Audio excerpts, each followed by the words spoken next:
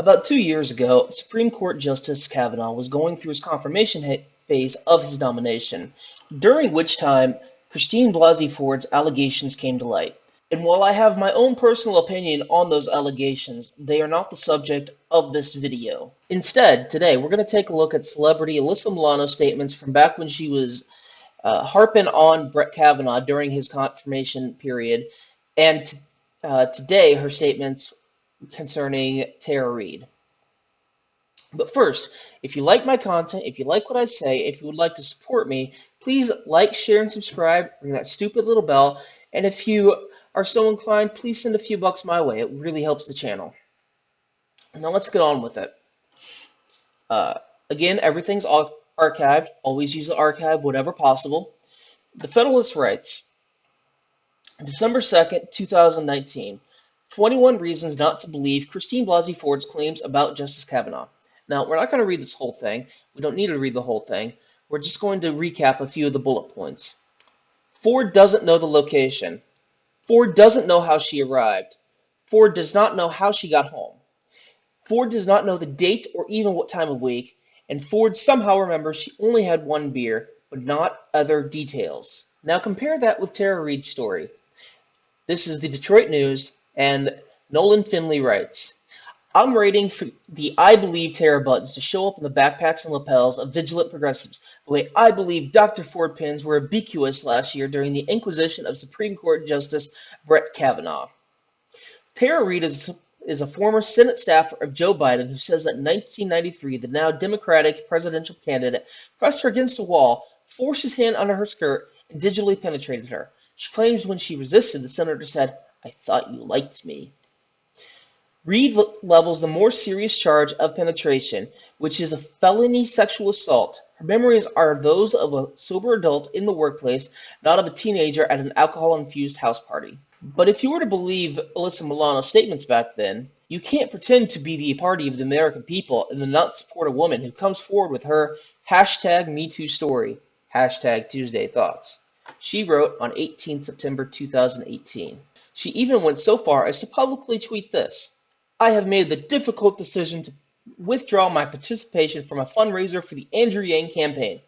This is due to repeated allegations of sexual misconduct against a campaign staffer by a campaign staffer which were not appropriately addressed. And this was back in 10 December 2019, barely 4 or 5 months ago. And all that adds up to someone being morally righteous, someone who believes women, who supports women, who needs to make sure that we all take care of the women, which is a laudable goal, I'll admit. But here, listen to this interview that she had earlier today.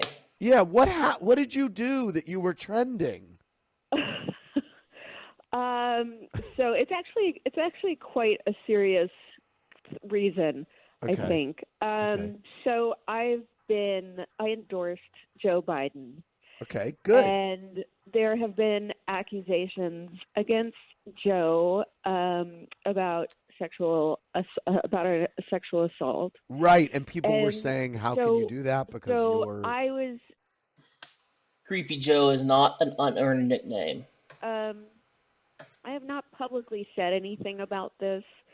If you remember, it kind of took me a long time to publicly say anything about Harvey as well, okay." because I believe that even though we should believe women, and that is an important thing, and what that statement really means is, like, Remember, believe all women. Believe them. for so long the go-to has been not to believe them. Nobody ever looks at a woman who says she's been raped and said, I don't believe you. Let's not investigate this. Yeah. So really, we have to sort of societally change that mindset to believing women, but that does not mean at the expense of not, giving men their due process and I like investigating that. situations. I like Um, that. and Of course you like that. That is the appropriate standard. Give people their due process. But when you say believe all women, it throws people into a frenzy, Alyssa Milano. and giving, it's got to be fair in both directions. Okay. So, I've been very vocal about uh, Biden and my support for him. I've known him for a long time, and I did do my due diligence because part Yep. of it was that, and the article that sort of stood out to me was that Time's Up decided not to take the case. Alyssa Milano has a fair point here. Time's Up not taking that case, which could have been the biggest case of their entire organization's lifetime, was malarkey. It was one of the most bogus reasons ever given, and that was just because he's a presidential candidate. Come on, that doesn't make any sense. Uh-huh. Um, and so, That I was did my important to you. That I that did meant, well, maybe there's more to this story here.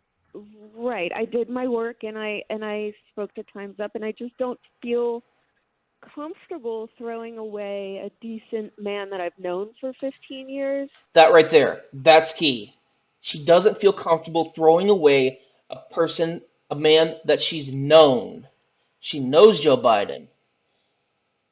Unlike Brett Kavanaugh, she does not care about Me Too. She cares about the people she cares about, and that's totally fine. That's totally normal.